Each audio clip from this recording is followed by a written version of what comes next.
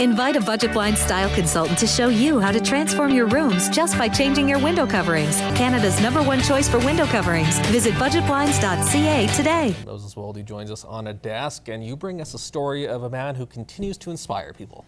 Well, we're familiar with that, you know, of course, Sheldon Kennedy, story about the sexual abuse that he had to suffer. He's a big advocate, of course, of child protection because of it. Well, you know what, this morning he was in the border city and we had a chance to kind of get his thoughts on overcoming the stereotype, which sadly is around there, about mental toughness and his battle along the way. Here's a mix-up and a breakaway. Kennedy scores! Sheldon Kennedy lived out every boy's dream in the prairies. But that dream was overshadowed by the nightmare that continued to chase him along his path to the NHL. I played the game drinking and drugging with mental health problems left, right, and center, wanting to kill myself. And how I played in the NHL for 8 years, I don't know.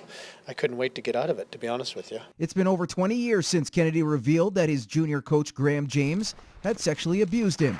Since telling his story, Kennedy spreads his message that goes well beyond sports. From the first time I told my story, I had a lot of fear and I had a lot of guilt and I had a lot of shame. And my life was in shambles, and I tried to carry the message the best way I could, and I had a platform because of playing in the NHL that I was able to carry that message.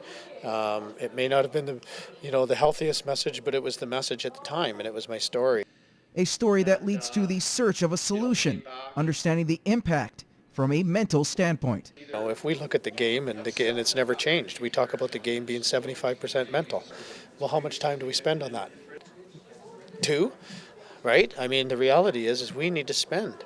When they talk about the game being 75% mental, we need to make sure that we're spending just as much time on the emotional well-being of these young men and young women. It's not just the kids' responsibility. I think that it's our adults' responsibility that coach our kids. And I think that, we need to spend as much time as being a teacher, being a coach, being a parent on the mental and emotional well-being of our young people to create good people, more than just good athletes. Kennedy has gone on to change laws, earn Canada's second highest Order of Merit, and giving a voice to those who couldn't speak up.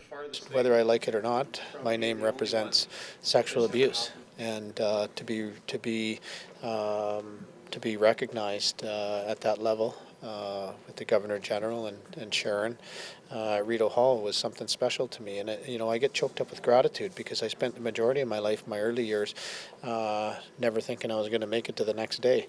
So when good things happen to me, it feels good, and it continuously gives me hope that we're going to keep reaching kids. A mission that continues to garner standing ovations. To football now, and the hardware was handed out Tuesday night for the Lloydminster Red Dogs as they held their annual awards banquet. This year's Red Dogs most valuable player is Leif Larson.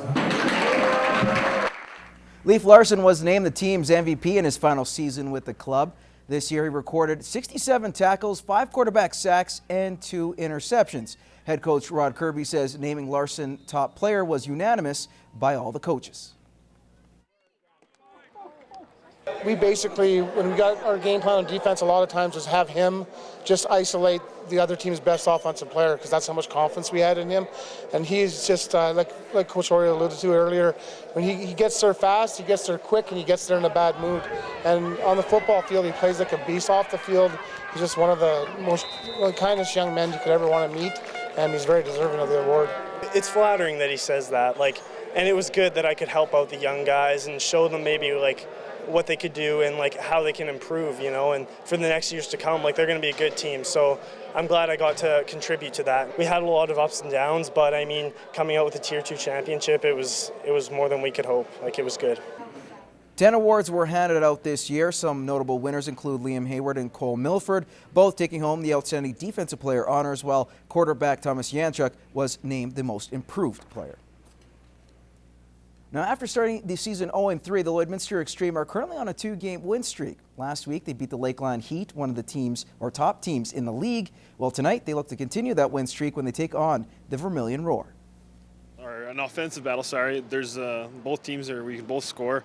It's just a matter of if we can shut down those 2 big guns they got. This is the first matchup between the Roar and the Xtreme this season. Although the Roar are ahead of them in the standings, the Xtreme are ready for battle.